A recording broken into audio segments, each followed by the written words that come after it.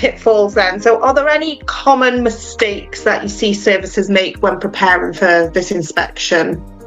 Probably the biggest is focusing on what you do that's good rather than ignoring what you do that needs improvement.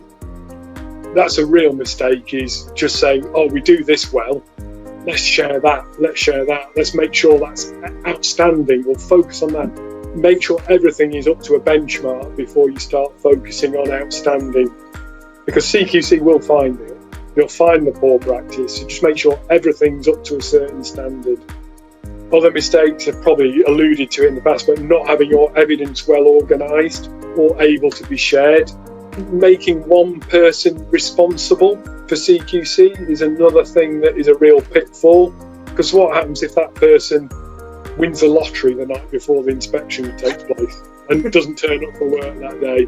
Then it's left to everyone else, and they all need that knowledge and that skill and how to manage it as well. Not understanding what CQC will be looking for, obviously. Care plans not being reviewed and up to date is a common mistake. You know, they'll say, oh, well, we don't do it like that anymore because these needs have changed. But why isn't that evidence and in the care plan? People need to know how to work that. The flip side of my first point was about outstanding practice. If you do something that's outstanding, get the evidence to support that.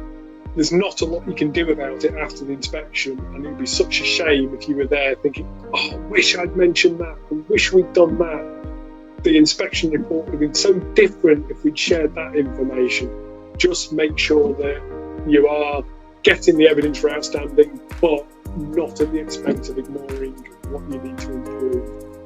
I think there's some good points there that I've noticed during my inspection time of what might not have gone well for people. Fantastic, really helpful to know what to avoid before the inspector comes through the door.